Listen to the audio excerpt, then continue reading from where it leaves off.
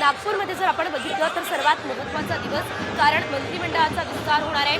देवाभाऊंचं मंत्रिमंडळ सुद्धा याला संबोधलं जात आहे, कारण यामध्ये भाजप हाच मोठा भाऊ आहे आणि भाजपचेच आमदार मोठ्या संख्येने आज शपथ या मंत्रिमंडळ विस्ताराच्या कार्यक्रमामध्ये शपथविधी सोहळ्यामध्ये घेणार आहे। त्यामुळे आज नागपूरमध्ये खरं तर जंगी स्वागत असं देवेंद्र फडणवीस यांचं करण्यात आलं असल्याचं आपण बघतोय। या क्षणाची एक मोठी बातमी त्याआधी आपण बघूयात, ती म्हणजे मुंडे भाऊ आणि बहिणी यांना दोघांनाही मंत्रिपद सध्या मिळणार असल्याचं कळतंय। मोठी बातमी आहे। तर भाजपकडून पंकजा मुंडे आणि अजित पवार यांच्या राष्ट्रवादीकडून धनंजय मुंडे यांना आता मंत्रिपद दिलं जाणार असल्याची माहिती आहे। धनंजय मुंडे यांना देखील मंत्रिपदासाठी आता फोन सध्या गेलेला आहे। तर दुसरीकडे पंकजा मुंडे यांना सुद्धा मंत्रिपदासाठी फोन करण्यात आलेला आहे आणि आता पंकजा मुंडे तर नागपूरमध्ये दाखल सुद्धा झालेल्या आहेत। आज त्या मंत्रिपदाची शपथ घेणार आहे। याशिवाय जर आपण बघितलं तर धनंजय मुंडे हे देखील आज मंत्रिपदाची शपथ घेणार असल्याचं कळत आहे। या आधीच्या सरकारमध्ये सुद्धा धनंजय मुंडे यांच्यावरती कृषी मंत्रिपदाची जबाबदारी होती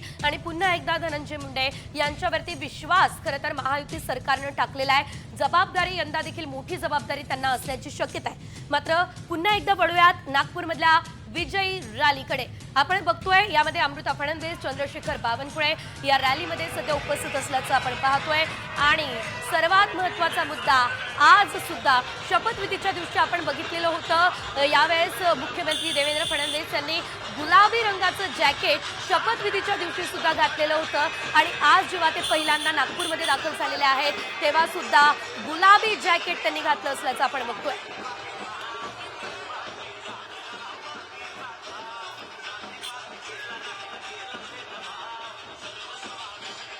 संदर्भात अधिकची अपडेट घेऊयात आमच्या प्रतिनिधी रुपाली वडवे यांच्याकडून।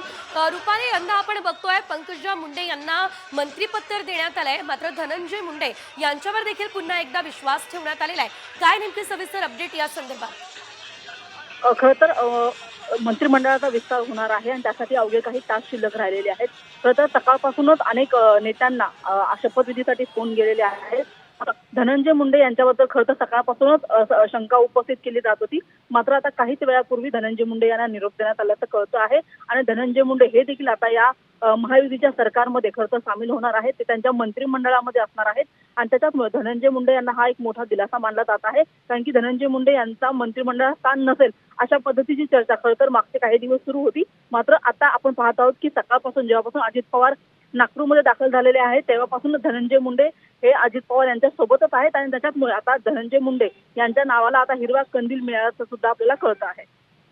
धन्यवाद रुपाली दिलेल्या सर्व सविस्तर अपडेटसाठी। खरं तर आजचा दिवस अतिशय महत्त्वाचा आहे। 4 वाजता संध्याकाळी 4 वाजता मंत्रिपदाची शपथ जी आहे ते सर्व महायुतीमधील मंत्री जे आहेत ते घेणार आहेत आणि आता त्यासाठी तयारी सुद्धा पूर्ण झालेली आहे। जय्यत तयारी करण्यात आलेली आहे। नवीन चेहऱ्यांना संधी यंदाच्या मंत्रिमंडळामध्ये मिळणार असं सांगितलं जात होतं, मात्र काही जुने या आधीचे चेहरे देखील बघायला मिळत आहे, ज्यांनी आधी सुद्धा अतिशय उत्कृष्टपणे आपलं काम जे आहे ते केलेलं आहे। त्यांना पुन्हा एकदा संधी यंदाच्या मंत्रिमंडळामध्ये देण्यात आली असल्याचं बोललं जात आहे।